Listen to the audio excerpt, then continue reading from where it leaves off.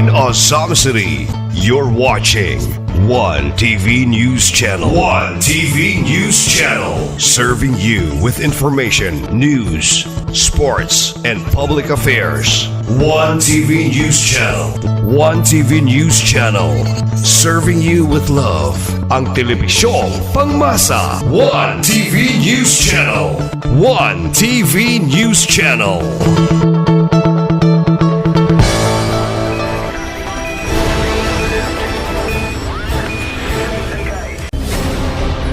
One TV special report.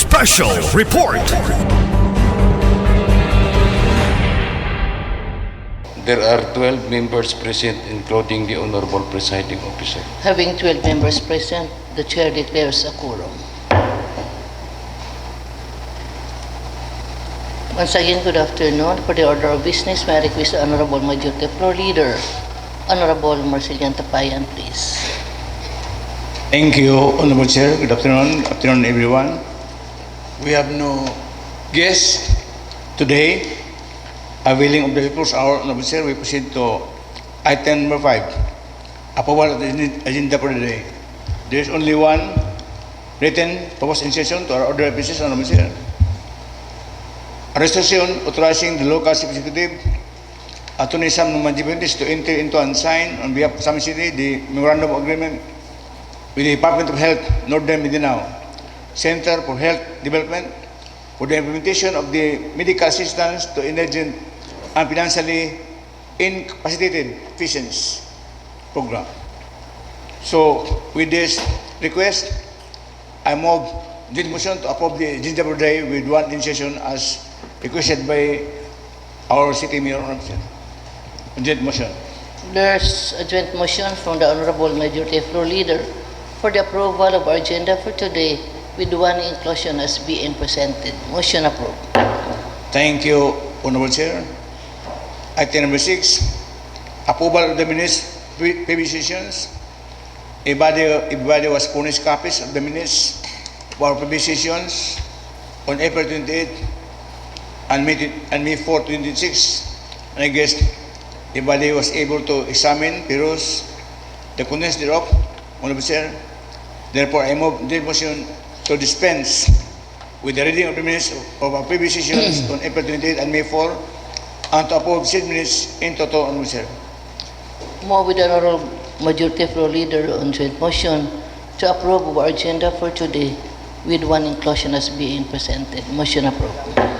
Thank you, Honorable Chair. We now proceed to item number 7, letter C, petitions or requests for first reading. Number 1. Letter dated July 9, 2026 from the officer in charge, City Planning and Development Office, endorsing the application of Gossip Gastro Pub for its special use permit, selling and serving alcoholic beverages to operate at 405 Commercial Road, Barangay Aguada, Ozamiz City. Honorable Sir, I yield to the chairman of a committee on zoning and planning, Honorable Siso, to recommend action on this request, Honorable Sir. The Honorable Suisa, please. Thank you very much, Madam Chair and the Honorable Majority Floor Leader. This representation would like to pass a resolution on the endorsement of the application of Gossip Gastro Pub for special use permit on selling and serving of alcoholic beverages and to operate located at Purok Single Circumferential Road, Barangay Aguada, Ozamiz City for first reading and refer it to the appropriate committees, Madam Chair. Move for first reading and this be referred to the appropriate committee. Motion approved. Thank you, Honorable Sir. We now proceed to number 2. Letter dated July 13, 2026 from the Office of City Mayor requesting the approval of a resolution authorizing the local chief executive, Honorable Attorney Sam Numanjibentis, to enter into sign on behalf of the local government of Ozamiz City the memorandum of agreement with the Department of Agriculture Regional Field Office 10 for the implementation, operation and maintenance of the Farm to Market Road projects under the General Appropriations Act for fiscal year 2026. And I yield to Chairman of the Committee on Agriculture, Honorable Sunny Wamna Jr. to enter sa recommend action on this item, Honorable Sir. Honorable Saulo for the past. Sunny Wamna, Honorable Sir. Honorable Sancho. Sorry. Honorable Ominal, please. Thank you, Madam Chair. Thank you, Majority Floor Leader. Good afternoon, everyone. This humble representation would like to move a resolution authorizing the local chief executive, Honorable Sam Norman G. Fuentes, to enter into and sign on behalf of the local government unit of Ozamiz City the Memorandum of Agreement with the Department of Agriculture Regional Field Office 10 for the implementation, operation, and maintenance of the farm-to-market road projects under the General Appropriation Act for fiscal year 2026. For first reading, Madam Chair, and refer to its appropriate committee. Move for first reading and this be referred to the appropriate committee. Motion approved. Thank you, Honorable Sir. Number 3, dated July 13, 26 from City Mayor requesting approval of the resolution approving the price collection of selected communities of retail price survey of Ozamiz City with the generation of consumer price index for the third quarter, July to September 26 by Philippine Statistics Authority. Ano yun to the Chairman of Trade, Commerce, Industry, Honorable Cecilio Co, to endorse the recommendation on this item number 3, Honorable Sir. Item number 3, this is referred to Honorable Cecil Co.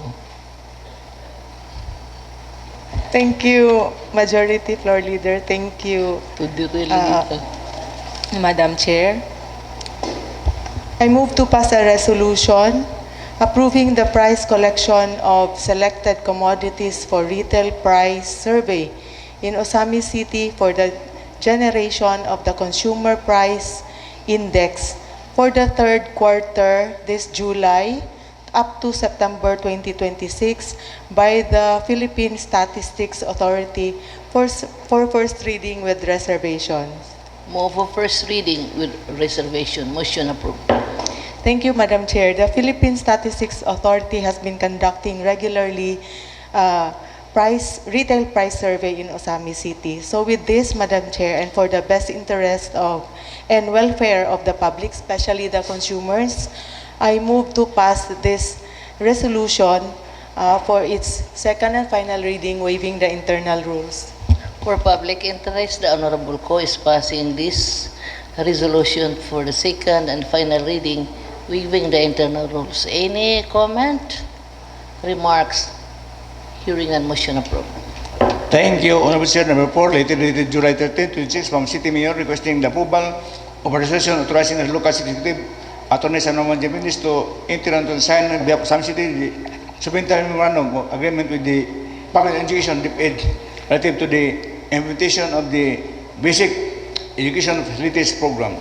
I also yield again to Chairman of Committee on Education, Honorable Cecilio Co, to endorse and recommend action on this item, Honorable Chair. Honorable Cecil Co, you are now recognized by the Chair for the appropriate motion. Thank you again, Majority Floor Leader and Madam Chair. So I move to pass a resolution authorizing the local chief, Sam Norman G. Fuentes, to enter into and sign on behalf of Ozamiz City the supplemental memorandum of agreement with the Department of Education relative to the implementation of the Basic Education Facilities Program for first reading with reservations. Move for first reading with reservation. Motion approved. For the successful implementation of the Basic Education Facilities Program in this city and for the benefit of the learners, particularly the Ozamiz learners, I move to pass this resolution on its second and third reading, final reading, waiving the internal rules. For the benefit of our learners, the Honorable Co is passing this on the second and final reading, waiving the internal rules. Any comment, remarks? Hearing none, motion approved. Thank you, Honorable Chair. Number 5, 26 supplementary budget BBT BAFRSR number 2 of Barangay Baybaytren po in the amount of 800,000, which is duly endorsed by our city budget officer for our approval. And then to the co-chairman, the Committee on Maritime Affairs, Honorable Asir Ramiro, to introduce and recommend action on this item, Mr. Honorable Romero, you are now recognized by the chair for the appropriate motion. Thank you, Madam Chair. Thank you, Majority Floor Leader. Madam Chair, I move to pass this letter request 2026 supplemental budget BBT BFRSR number 02 Barangay Baybay Triunfo, the amount of 800,000, and this was duly endorsed by our city budget officer. Passing this for first reading with reservation, Madam Chair. Move for first reading with reservation motion approved.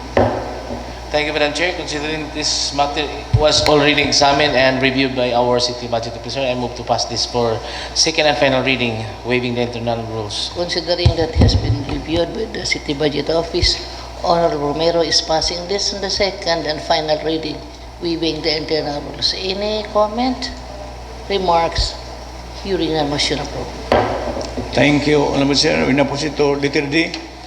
Messages and communications. Number 1, certified true photocopy of the original of tax declaration of real property with tax declaration number 23-051480, owned by Ricardo Longayan, City de San Antonio, San City, and tax declaration of real property with tax declaration number 20-051563, owned by Rural Bank Panaon, in San Antonio, San City, duly submitted by our city assessor. Honorable Chair, this submission by our city assessor was relative to the investigation conducted by this council relative to the demolition of certain properties in Bay San Antonio in pursuance to the rate of investigation being issued by the court, MTCC in Sam City, and which was referred to us for approval in accordance with our local ordinance. And we cannot have public hearing on this. That's why we require the assessor to make an assessment and submit to us the required documents for our perusal. Last session, also we received the submission of the DNR, Sindro of Sam City, Ma'am Gran, certifying that the lots subject to the demolition belong to private ownership, being an alienable and divisible public land, not a timberland. So, Honorable Chair, we will confer with the City Mayor's Office whether there is still necessity to conduct a public hearing in the protection of the rights of both parties, which are the litigants in the Court of Justice, and we will make a report next session, Honorable Chair. So, in the meantime, this submission by the city assessor of the tax declarations, as mentioned, be duly noted in record City Council, Honorable Chair. Thank you, Honorable Majority Floor Leader. Per manifestation of the Majority Floor Leader that this certified true copy from the original tax declaration of real property with the tax declaration number 23-0521-480, which was owned by Ricardo Longayan B, just duly noted by this office. Thank you, Honorable Chair. Number 2, dated July 13, 2026, from Office of City Administrator, endorsing the following resolution of Barangay Labo. Resolution number 77, series of 2022.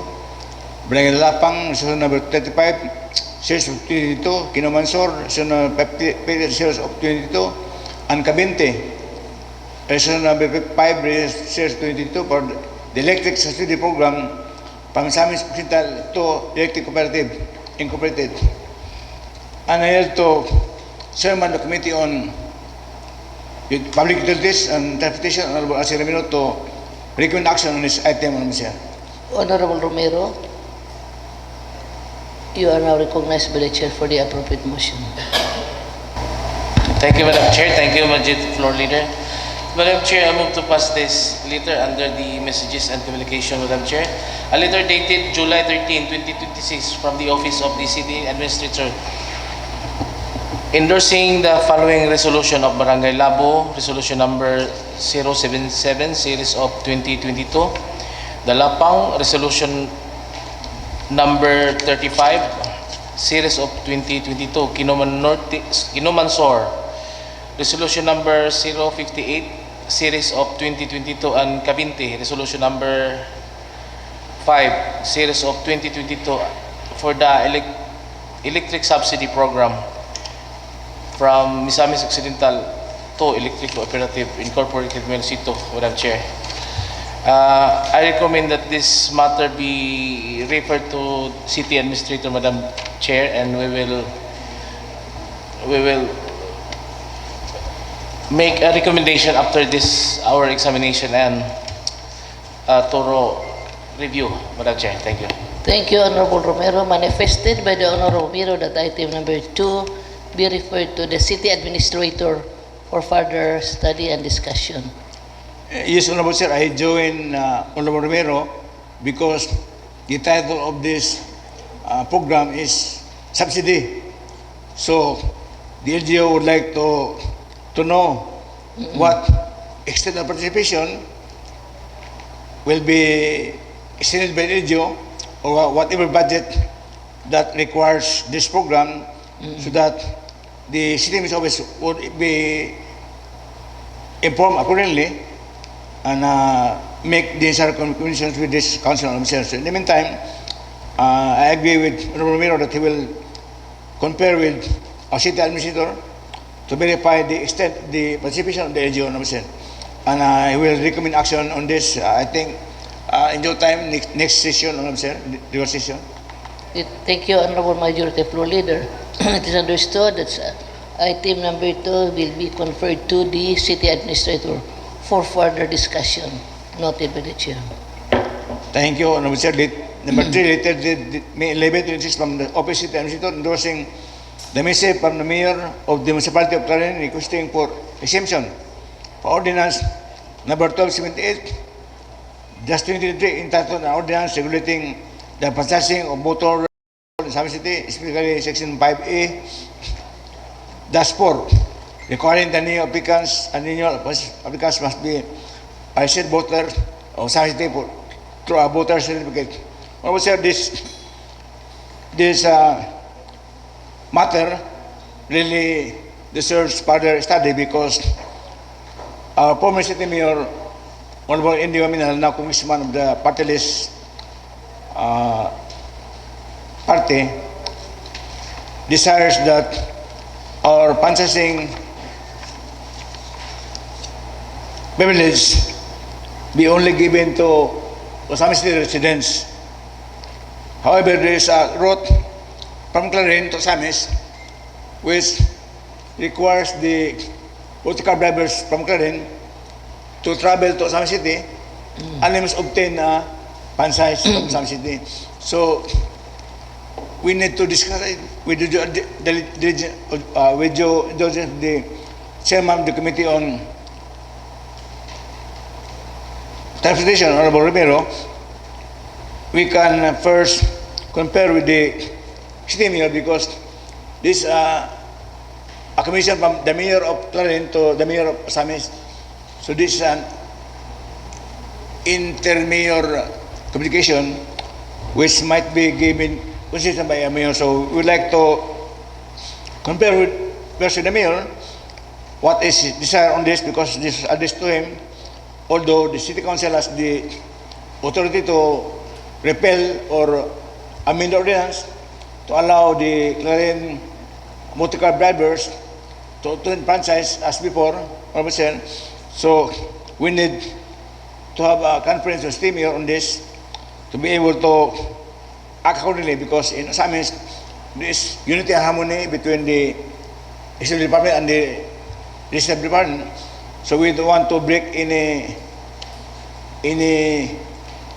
we are to cross the bridge on any decision which will not be which would not have the kind community of our city mayor, Honorable Chair. So, with due respect to our city mayor, we have to compare with them on this matter and to consider also the request of the municipal declaring through its municipal mayor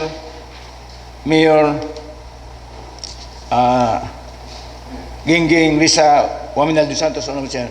So in the meantime, we'll have to have a time for this, and I hope we can act on this next negotiation after our conference with our city mayor, Honorable Chair.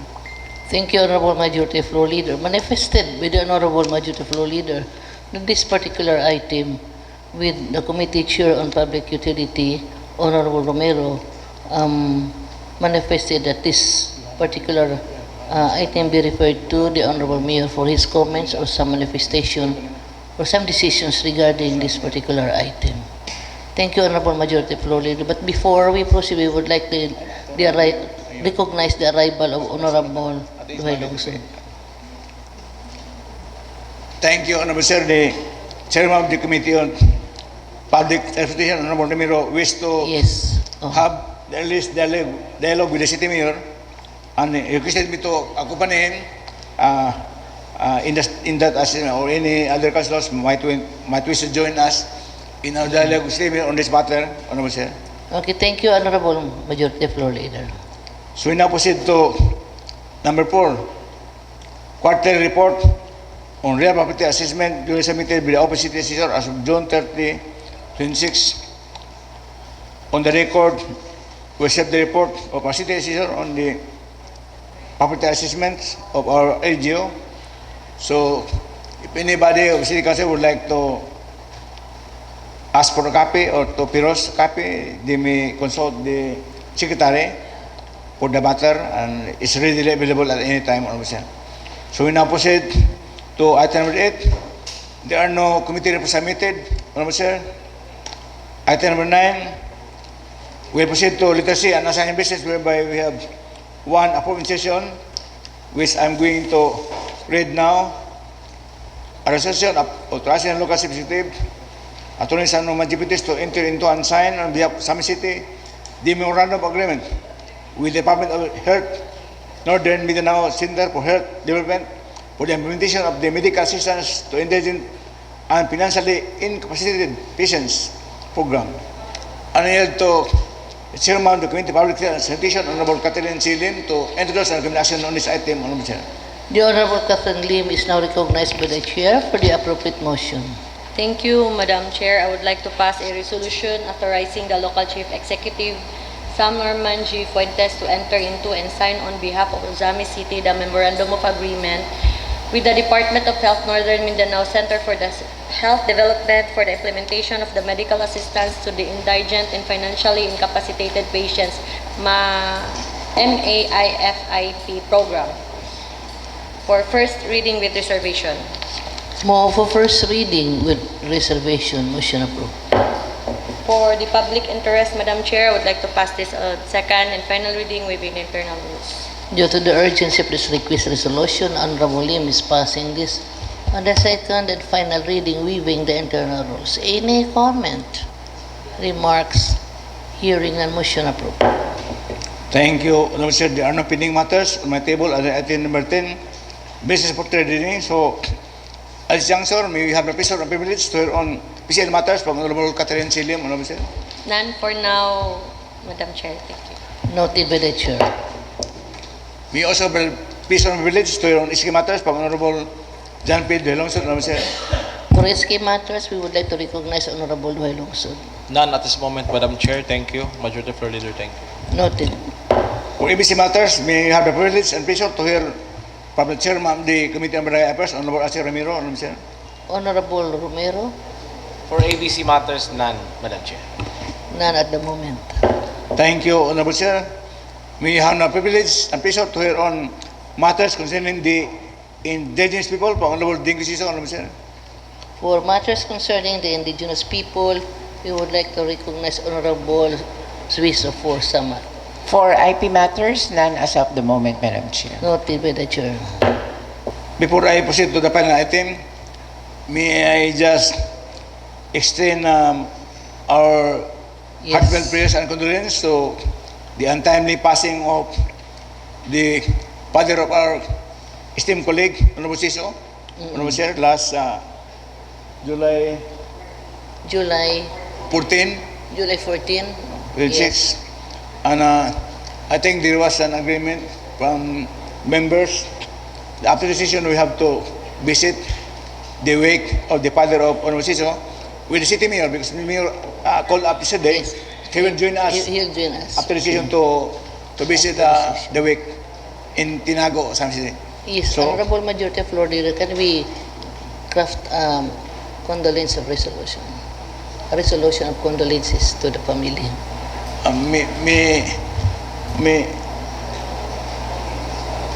What, Honorable Sir? Later na lang. Resolution of condolences. I will talk about it later, Honorable Sir. Okay, okay. Noted. I now yield to my colleagues to any announcement, important information, Honorable Sir. Yes, any other matters to be considered from the members of this August body? Yes, Honorable Attorney Tapayan, or Secretary, please. Madam Chair, I would like to inquire from this August body on whether we will be having our session this coming Monday, considering that majority of the members of the City Council will be leaving for Iloilo next Tuesday, Madam Chair. Honorable Sir, we already agreed. Ha? On the session, we already agreed last kampa. Dugay na. We agreed our session Monday, July 27 at 9 o'clock in the Yes, morning. yes. We have agreed on that already. The secretary might not be around during the time. We'll be having our special session on Monday, July 27 at 9 o'clock.